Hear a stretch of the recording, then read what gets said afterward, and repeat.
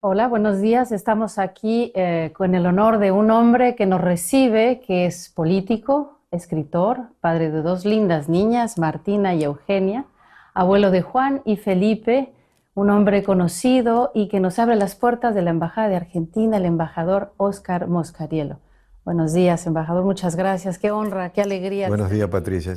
El gusto es mío recibirlos, porque en realidad la vida de un hombre público sin los medios de comunicación no existiría. Así que en realidad el que se siente homenajeado, en este caso soy yo.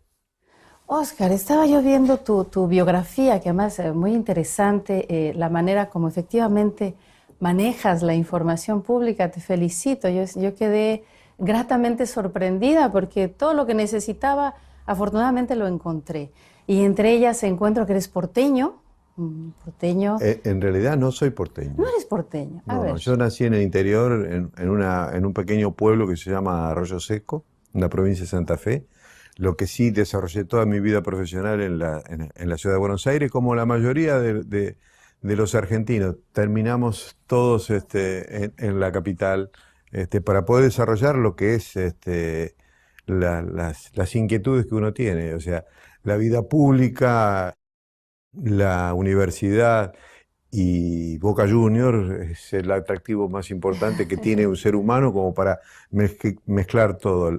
La razón, la pasión y todas esas cosas que hacen y enriquecen la vida de las personas. ¿Cómo es la infancia de este embajador? ¿Cómo nace? ¿Cómo se gesta esta persona que llega La verdad después es que justamente a la capital? el tener el privilegio de nacer y de crecer en una pequeña comunidad, uno se siente libre, porque en realidad está protegido por casi todos los vecinos. Todos y cada uno de cada lugar conoce los nombres, la familia y quienes habitan. De allí es que cuando empecé mi militancia política, iba a cada una de las casas y sabiendo con quién me encontraba, qué pensaba y que iba a votar, tratar de convencer de que, en el supuesto caso que era de otra tendencia política, tratar de convencerlo con esa frescura que uno tiene cuando es joven. ¿Cómo un joven que crece con los Beatles, que crece en ese mundo que comienza a cambiar, inicia y hace honor a ese gran cantante que es Carlos Gardel, que yo lo recuerdo con mucho cariño porque mi madre hasta hoy lo escucha y llora mi mamá? Bueno, porque había anécdotas recurrentes en mi pueblo, que es un pueblo que tiene una idiosincrasia muy particular, de cuestionar todo. Al punto tal que en uno de los clubes sociales de mi ciudad estuvo Gardel. Y, y en vez de aprovechar el momento de tener a alguien como Gardel, ya famoso, se lo cuestionó allí, hubo algunos que lo cuestionaron diciéndole que Magaldi era mejor que Gardel. O sea que esa anécdota y la silla en la que él estuvo sentado fue guardada y preservada durante muchísimo tiempo. Pero una noche de frío, de esos fríos, de crisis, le pidieron a alguien que consiga alguna manera de calentar el hogar se estaba apagando. Y no tuvo la mejor ocurrencia que romper la silla que había estado Gardel. Y después tuvieron que hacer un acto reivindicatorio de Gardel. Así que yo crecí escuchando las anécdotas de Gardel, y uno de mis amigos tenía en una emisora de una radio importante de Rosario, que es la segunda ciudad de mi país, y era un programa dedicado al tango, pero que tenía dentro de ese programa un micro especial de Gardel. porque era el hombre que tenía una de las colecciones de discos de pasta de aquel tiempo de Carlos Gardel. Así que el tango, mi padre hacía muchas reuniones en las que muchos músicos importantes terminaban en casa, en fin. O sea, esa conexión era más que nada ligado a los gustos de mi padre. Cuando yo tuve la oportunidad, formando parte de la legislatura de la Ciudad de Buenos Aires, había allí alguna necesidad de poner blanco sobre negro sobre la biografía de Carlos Gardel, conjuntamente con la gente de la Academia del Tango de Buenos Aires, que presidía en aquel tiempo Horacio Ferrer, otro poeta del tango muy famoso, que tiene muchas letras inolvidables, como Balada para un Loco, como María de Buenos Aires, en fin, tantas obras que lo proyectaron al mundo. Pero el caso de Gardel, se creó una comisión especial para realmente poner blanco sobre negro sobre cuál era la verdadera historia del lugar de origen de Carlos Gardel. La conclusión de esa historia fue que en un momento determinado Gardel necesitaba un pasaporte y en Uruguay, en Tacuarembó, pudo tener acceso a que le dieran una partida para conseguir un pasaporte porque necesitaba salir de gira. Pero en realidad, el verdadero lugar de nacimiento de Carlos Gardel es Toulouse. Argentina le ha hecho varios homenajes a la ciudad de Toulouse, en el lugar donde nació Gardel. De hecho, yo fui uno de los autores de la ley que distingue a Toulouse. Él puso una placa en el lugar donde nació. De hecho, muchos historiadores y biógrafos de Gardel tuvieron acceso directo a la mamá de Gardel, doña Berta Gardes, que vivía en la calle Jean Lloré, en el barrio del Abasto. Por eso Gardel es conocido como el morocho del Abasto. En fin, todas las historias que convergen a la fatídica noche de Medellín, que hoy Medellín sigue tributándole a Gardel homenaje. De hecho, el tango, que ha sido distinguido como Patrimonio Intangible de la Humanidad, en Buenos Aires está el Polo Tango, que ya tiene su sucursal en la ciudad de Medellín, otra en Miami, y pronto la vamos a traer también a Lisboa. Ah, excelente, excelente. Esa es una muy buena idea, es muy buena idea y muy buena noticia. Bueno, y ahí sale entonces esta idea de crear hacerle honor a Carlos No, Gardel. hubo una comisión especial, una grandes. comisión de estudio. El señor Espina Rapson es uno de sus biógrafos, que ha publicado ya el tercer libro sobre Gardel. Es decir, libro documentado, completamente dejando blanco sobre negro, y las teorías de los uruguayos, los queridos hermanos uruguayos, que se querían apropiar de esa parte de la historia gardeliana. No pudieron. Compartimos con ellos el Claro. Río de la Plata, y compartimos nuestro amor a la música, como es el tango. De todas maneras, de la misma manera que me gusta el tango y que distingue a mi país por esa música que reúne poesía, danza y música todo al mismo tiempo, debe ser una de las pocas, diría yo, disciplina artística que puede reunir ese conjunto de expresión. Así que, pero te decía, yo crecí con los Beatles, sigo siendo Sí, me imagino. Un un fan. apasionado. De hecho, es lo que he transmitido a mis hijos, y también hoy mis nietos Gustan gustan de Beatles, precisamente por esa conexión que tienen, abuelo, hijo, nieto. Ya. Sí, ¿y qué son tus grandes amores? Tus dos pequeñitos, Sí, Juan y Felipe. que me van a visitar la semana que viene. La semana que viene ¡Ay, van qué a estar acá conmigo, alegría! se van a quedar. Sí. ¡Ay, qué bueno, qué buena noticia! Bueno, es bonito también ver esa parte, pero antes de entrar al lado quizá más humano, porque bueno, todo hombre público y un hombre político como lo eres tú, un embajador, pues ha tenido una carrera como la tienes, tan rica, tan vasta. Un escritor, tiene 4 libros, estaba yo gratamente sorprendida de ver. Yo veía que tenías como decimos, mucha tela de donde cortar, bastante de dónde sacar, pero quedé más sorprendida de ver justamente también los libros y tu carrera política. Háblanos un poco de tu carrera política. Bueno, yo de chico milito en un pequeño partido de la provincia de Santa Fe, que nació en la provincia de Santa Fe. La verdad es que la figura de quien ha sido el líder y fundador de ese partido, que es el que en su momento fue llamado el fiscal de la patria, sobre valores y principios morales que hacen que todo joven eh, trate de asimilar. En realidad, el arquetipo moral de político de la Argentina, el ejemplo, siempre ha sido Lisandro de la Torre, de él se trata, y él fundó un partido que se llama Demócrata Progresista, el cual yo comencé a militar desde joven y sigo en él.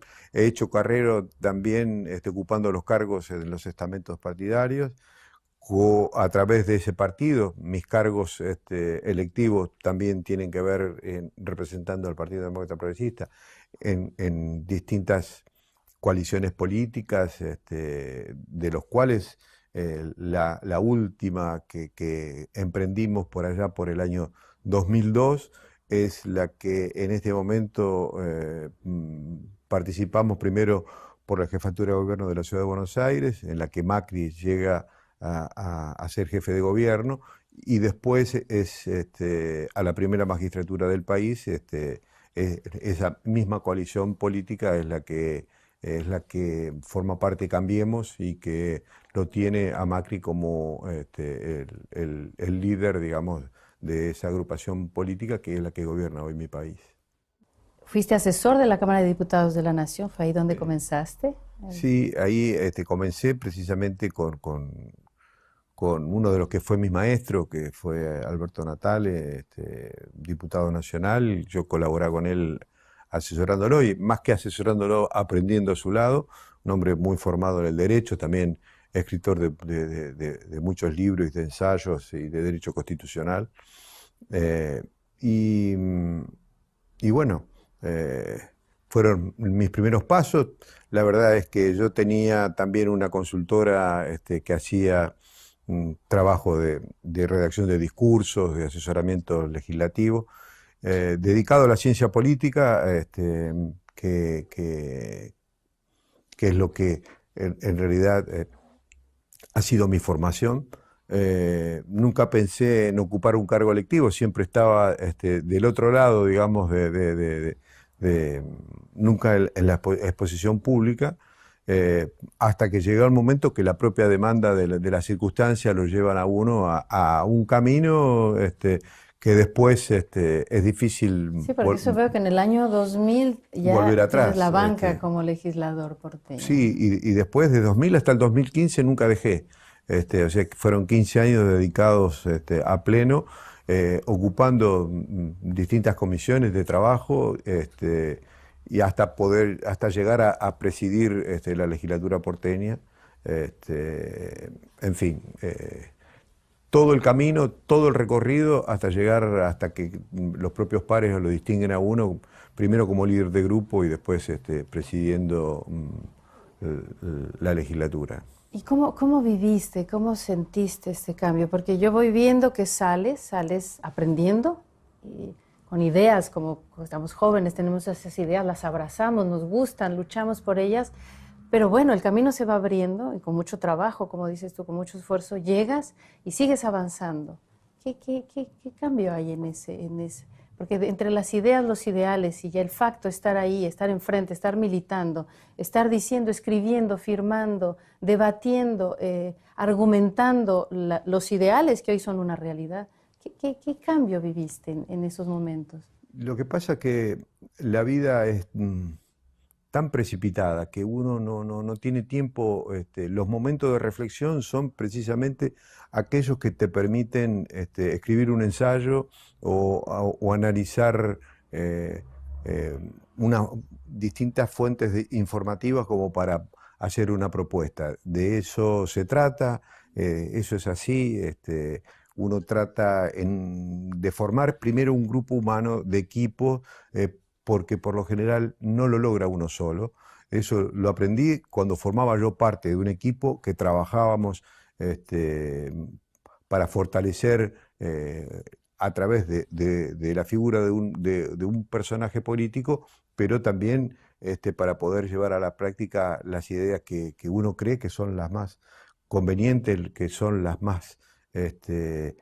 que pueden dar frutos para mejorar la vida, la política, porque en realidad el servicio público es eso. El servicio público es trabajar todos los días para mejorar la calidad de vida de las personas, si no, no tendría ningún sentido. Desde la época de los griegos, que se empezaron a esbozar los primeros ensayos de teoría política, el hombre que se dedicaba a la cosa pública era el hombre excelso, el hombre que se dedicaba al servicio de los demás y no al servicio individual o egoísta de uno mismo. Creo que esa idea de servicio público en el mundo contemporáneo está cuestionada. Hoy por hoy hay muchas dificultades en distintos lugares del mundo con respecto al hombre que se dedica a la política. Parecería que bueno, los malos ejemplos taparon a todos esos grandes hombres que pasaron y que fueron construyendo países y sociedades y que son los grandes ejemplos, porque en realidad cuando uno va al colegio y abre un libro de historia institucional, de historia política, va a encontrar a los próceres, a los grandes ejemplos. De aquellos que han manchado el servicio público, prácticamente la historia lo sepulta y son borrados absolutamente. Solo sobreviven algunos casos muy resonantes, pero más como delincuentes que como servidores públicos. Cierto, muy cierto. Bueno, ¿cómo el embajador Óscar Moscarielo vive hoy en su mandato?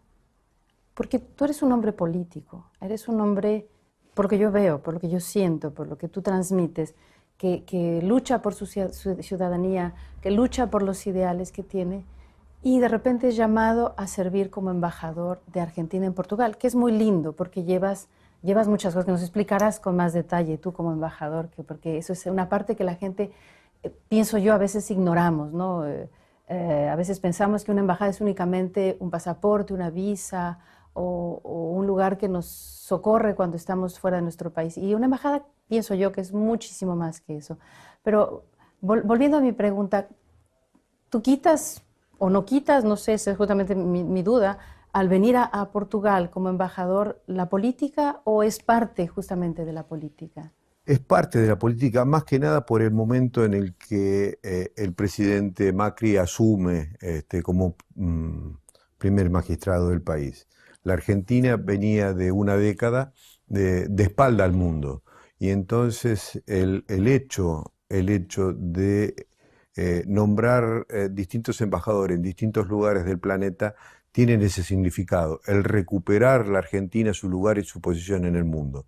Y creo que el presidente ha dicho, bueno, la península ibérica mandó dos hombres muy cercanos a él, como el caso de Ramón Puerta en España y el caso aquí en Portugal.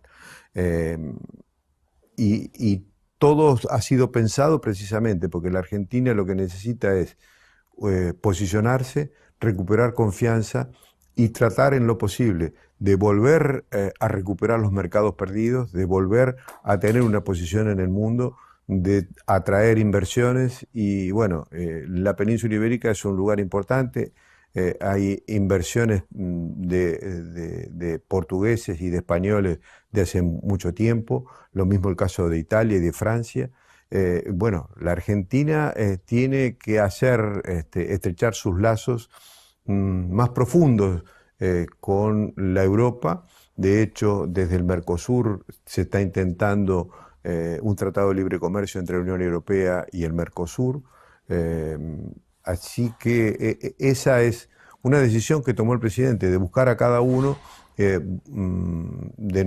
armar un equipo de trabajo. En eso estamos. Tal vez hubiese sido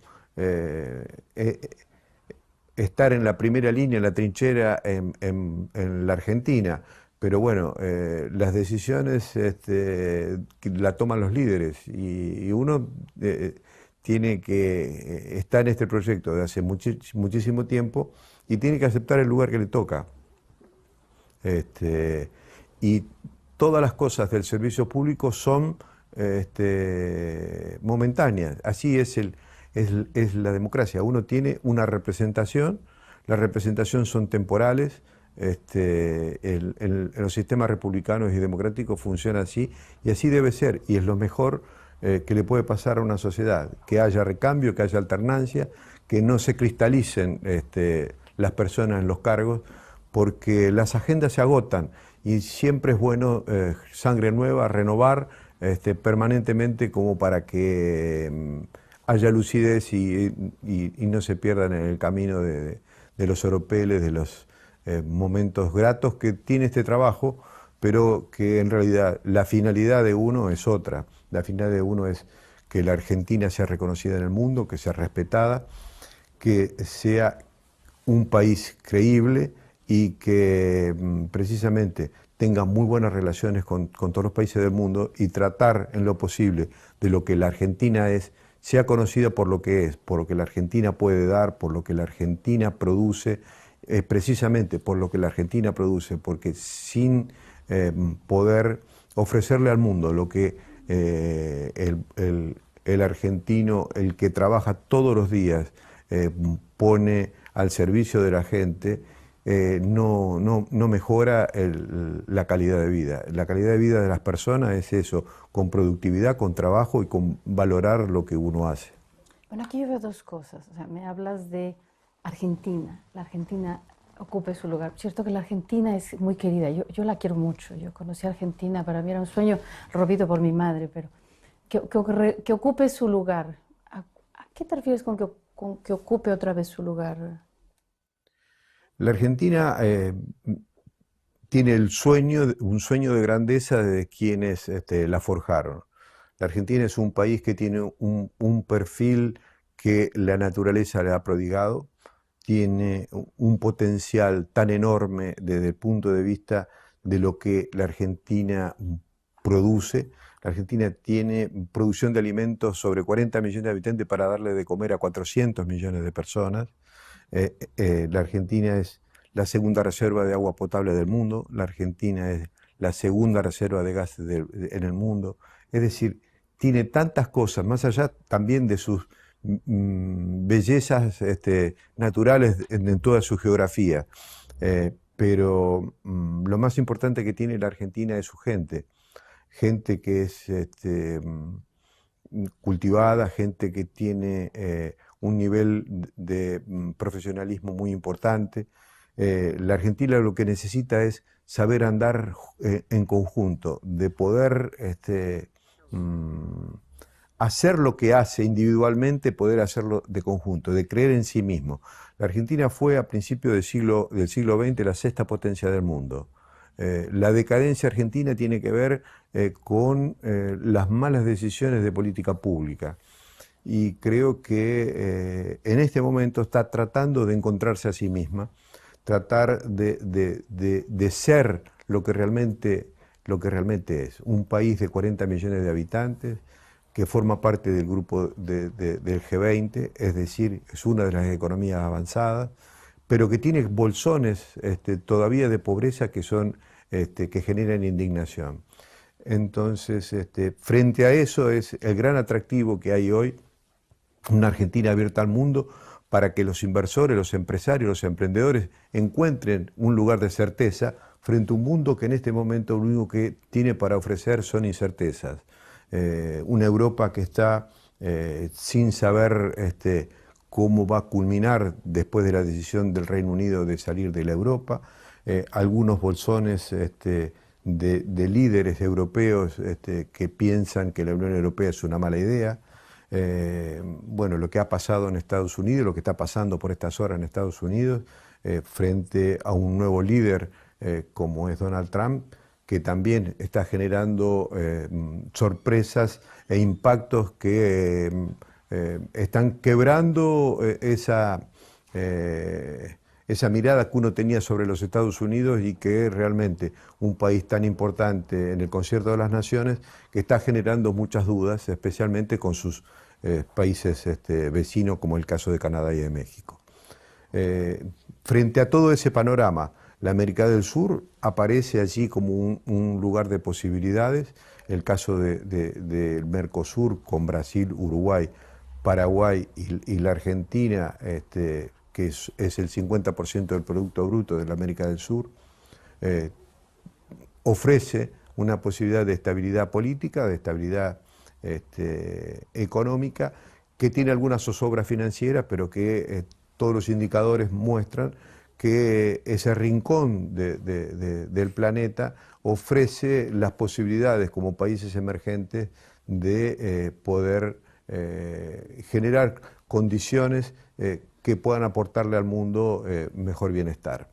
Y creo que ese es el trabajo que todos y cada uno de los que representamos a la Argentina o a Brasil o a los países hermanos de Uruguay y Paraguay, es lo que estamos tratando de hacer, de llamar la atención sobre ese rincón del Atlántico Sur para que Europa, África y los países de la América del Sur puedan armar un triángulo virtuoso que puede ofrecer algunas cuestiones que en este momento el mundo está demandando, que son alimentos, materia prima, pero también los otros elementos que hacen a la vida moderna de la tecnología y los minerales necesarios como para poder elaborar los productos industriales que en este momento la Europa también con su tecnificación le ofrece al mundo.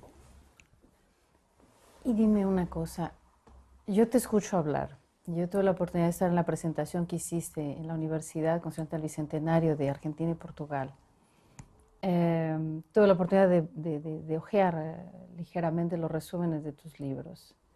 Eres un hombre político con una visión amplia, muy, muy amplia.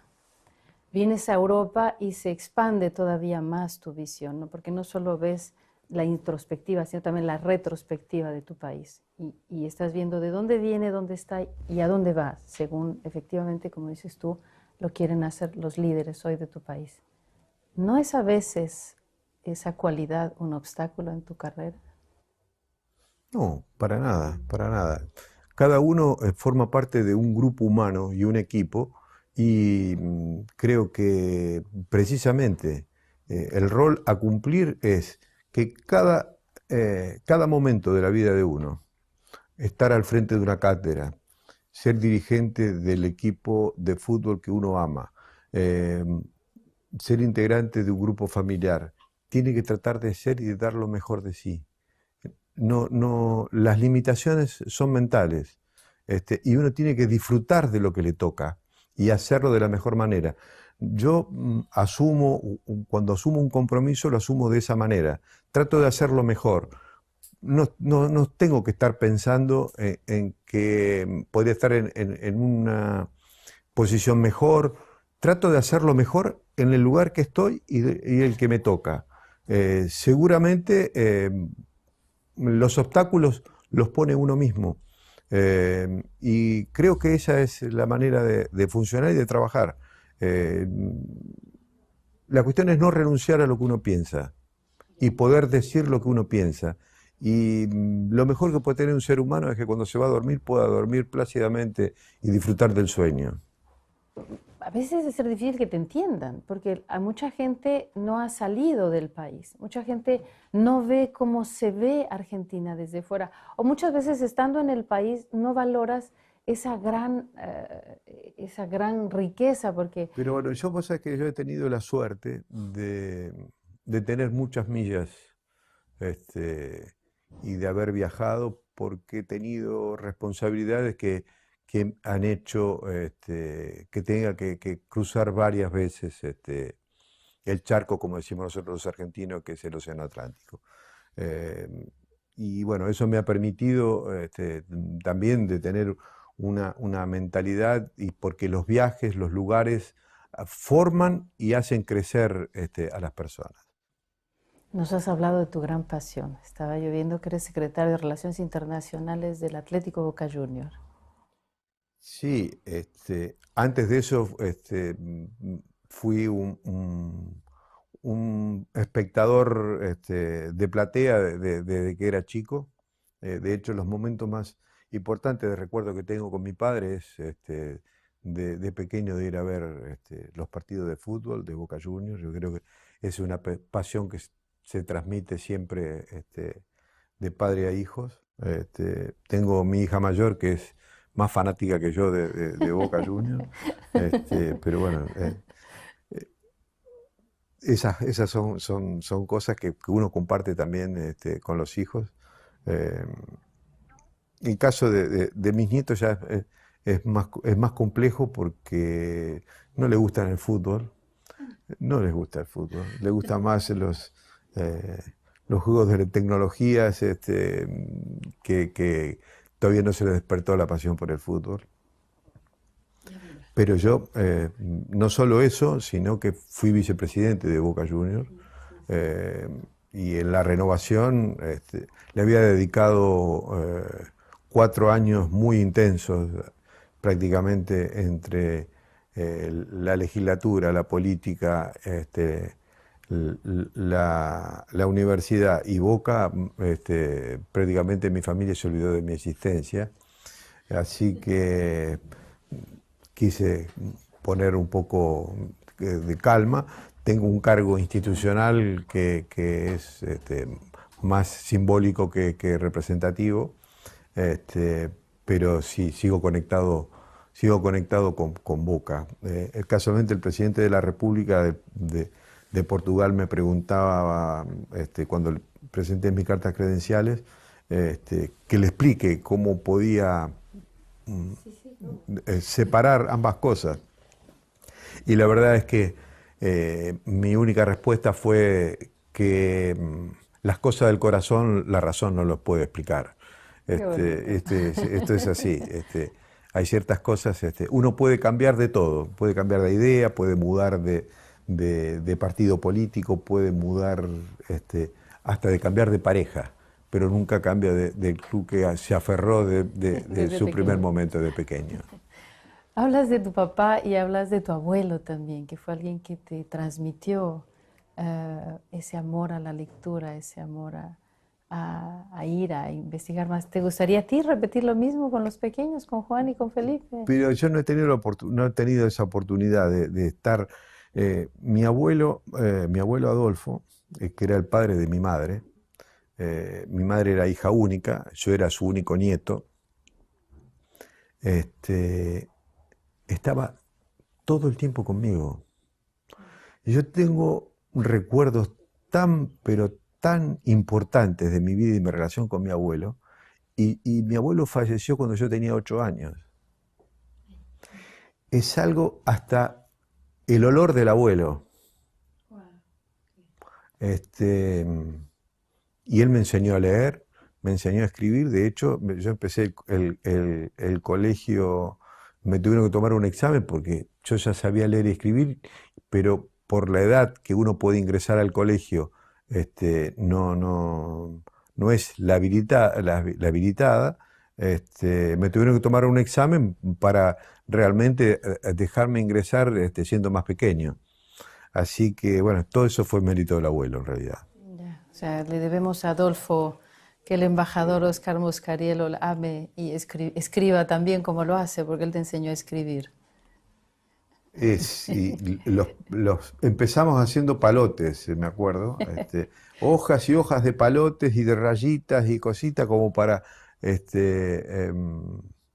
poder un pequeño puede hacer sus primeros trazos. Es complicado, pero el abuelo tenía esa paciencia fantástica, Y me acuerdo que yo lo veía en una dimensión tan grande. Bueno, mi abuelo era muy alto, era un toscano que medía casi 2 metros, 2 metros 3 creo que tenía el abuelo. Este, y claro, yo era diminuto, lo veía mucho más grande de lo que es, en la dimensión de lo que era un pequeño. Y me acuerdo que allí en mi ciudad natal, mi abuelo era el abuelo de todos los demás. Nosotros vivíamos en un grupo, éramos una barra de chicos, llegamos a ser 31 chicos. Y ciertos momentos, todos los chicos, me acuerdo que un amigo mío de la infancia, un día los convocó a todos, hizo una gran reunión en mi pueblo natal. Una reunión conmemorativa, digamos, teníamos todos más o menos alrededor de 30 años, y todos empezaron a recordar cosas y momentos. Y muchos tenían la referencia hacia mi abuelo. El abuelo cuando chocaron los barcos en el río Paraná, que el abuelo de Oscar nos llevó a ver en el río, y después en el verano cuando nos llevaba ahí a la pileta, nos llevaba a nadar y qué sé yo. Todo eran referencias hacia mi abuelo. Y, y uno recuerda, por ejemplo, cuando el abuelo falleció, la colecta que hicieron para comprarle una palma de flores. Y Fue impresionante, fueron momentos. momentos sí que al día de hoy me genera mucha emoción. Sí, sí, gracias por compartirlo en todo caso. Ahora, estás aquí como embajador de Argentina en Portugal. ¿Y qué planes o qué proyectos tiene Óscar Moscarilo como embajador? Bueno, por lo pronto, como decía antes, aprovechar la natural cordialidad y simpatía y afecto que portugueses y argentinos se han prodigado a través del tiempo, aprovechar ese potencial que existe, primero para que, como decía, la Argentina vuelva a recuperar los mercados que tuvo en su relación y su política comercial. Segundo, tratar de aprovechar las ventajas comparativas y competitivas que Portugal tiene con relación a la tecnología de en muchas cosas tenemos economías complementarias, y esa sinergia que podemos hacer entre portugueses y argentinos también explotarla al máximo. Y creo que eso es desde el punto de vista económico, tratar de incrementar absolutamente esas posibilidades. Desde el punto de vista cultural, seguir haciendo el trabajo que también hicieron mis predecesores aquí, de mantener viva la marca argentina a través de lo que es sus productos más, que más sobresalen, que es la carne argentina, la música como el tango, y el vino Malbec. Vamos a intentar a darle cuerpo y cristalizar una idea que es la de tener en la Universidad de Lisboa y en la Universidad Fernando Pessoa de Porto, de la creación de la Cátedra Argentina, una cátedra que en el caso de la Universidad de Lisboa va a tener distintos componentes, va a tener el componente institucional, histórico y de relaciones internacionales, el componente de la música, de la literatura y también de la gastronomía, es decir, distintos componentes que hacen la expresión más acabada de lo que es la Argentina de este siglo XXI.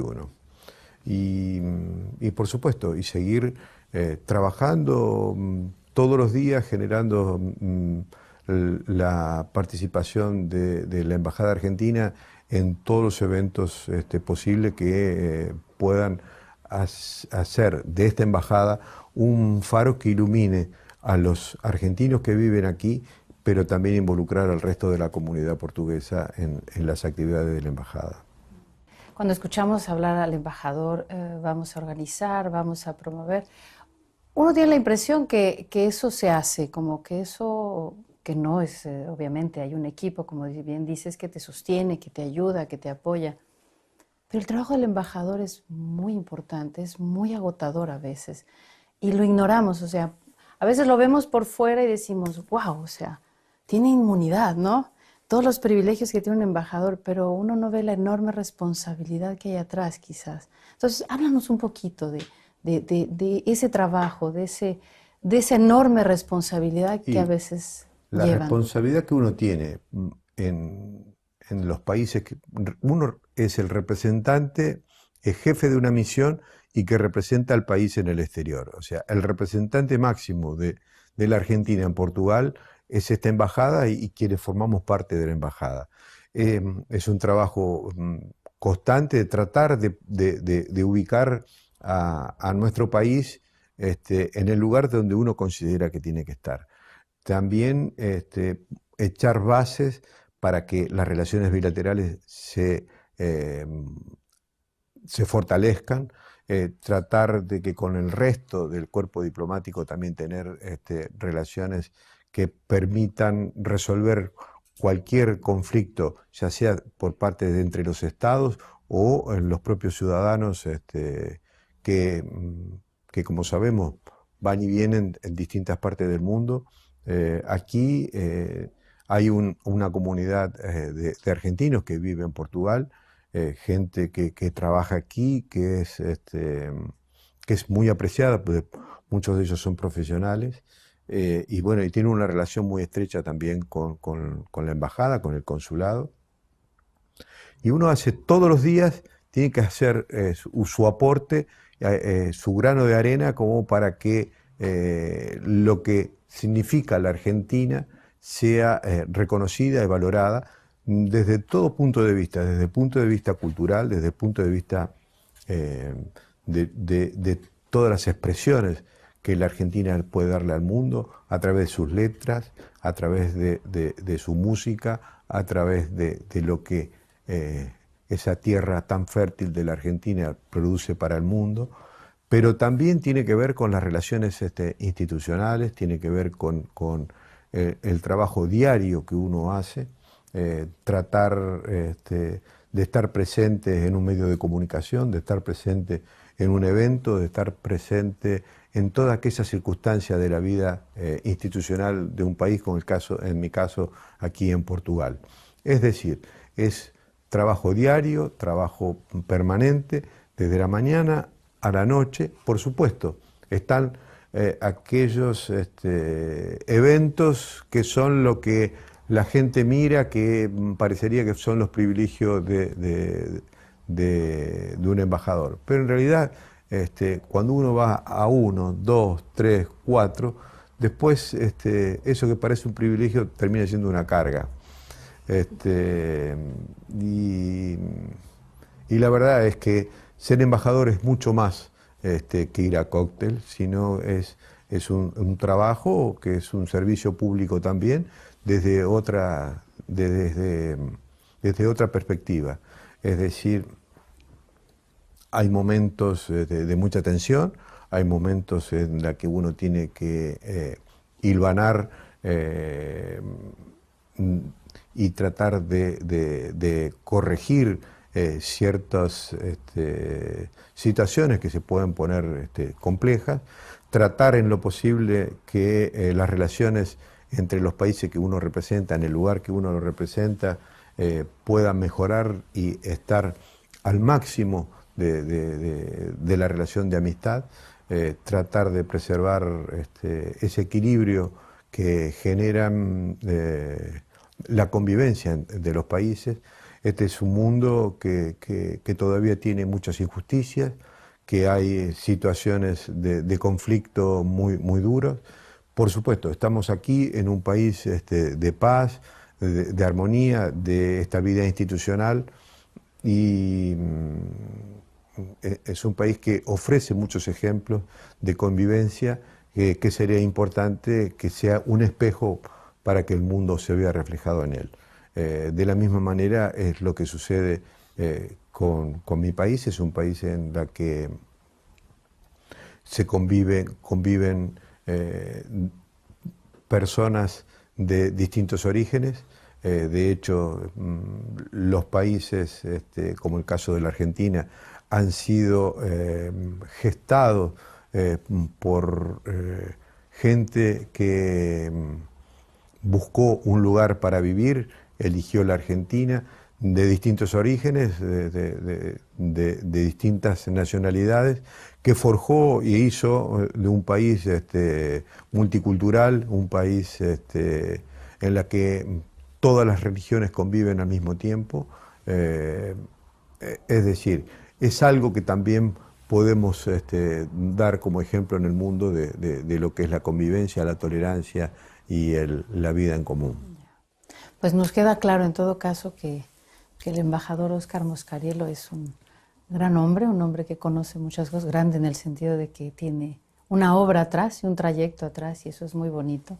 Hemos conocido una parte humana de ti, una parte política, una parte de tu misión, de tu trabajo, y te agradecemos mucho. Y para terminar, ¿tienes alguna anécdota? Yo he escuchado muchas anécdotas de los embajadores que son, bueno, unas no las pueden contar, ¿verdad? Obviamente, pero otras son realmente a veces históricas, a veces muy humanas, a veces muy impactantes, a veces un momento que les tocó estar y vivir allí. ¿Tienes alguna anécdota que nos puedas compartir? Bueno, la verdad es que muchas de las anécdotas que han hecho y que me generan grandes momentos de mi vida tienen que ver con compartir ese sentimiento alrededor de Boca Juniors. Me acuerdo que un día había terminado el Mundial del año 90. La Argentina salió segunda, perdió la final con Alemania. Y entro en un restaurante en la ciudad de Londres. Se suponía que era un restaurante argentino. Cuando me recibe, que es la persona que me recibe, digo, pero vos no sos argentino, vos sos colombiano, por la tonalidad. El chico me dice que me calle, que no. Entonces había un matrimonio muy mayor que estaba sentado, que seguramente escuchó el momento ese risueño con el mozo. Y en un momento determinado, yo me había sentado, estaba solo, y el mozo, este chico colombiano, se acerca y dice, los señores le invitan a compartir su mesa.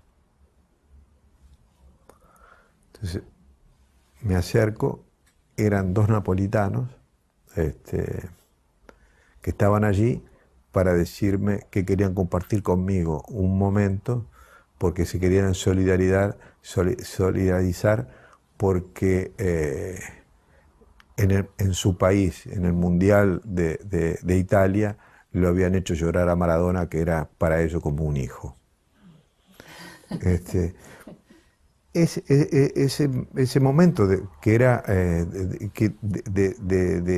yo estar solo en otro país, de una lengua como es la inglesa, que no es la habitual de uno, y dos italianos que eran los dueños de una fábrica de pasta que era la que auspiciaba al club donde Maradona jugaba en ese momento.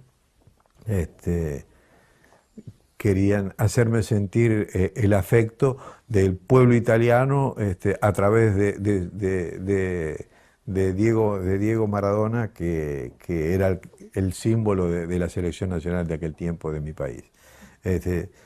Anécdotas como esa que da el fútbol y a través de Boca Juniors hay infinitas. Pero esa es la que yo siempre recuerdo de esa relación que tiene Italia con mi país, que es tan fuerte. Bueno, pues Óscar, te agradecemos mucho, te agradecemos infinitamente habernos recibido, habernos permitido estar aquí con el equipo en la embajada, conocerte un poco más, mejor, habernos abierto el corazón del embajador Óscar Moscarielo, de tu país y de tu trabajo aquí en Portugal. Muchas gracias. Bueno, el agradecido soy yo, como te dije antes, Patricia. La verdad es que hemos pasado un momento agradable, así a corazón abierto. Gracias.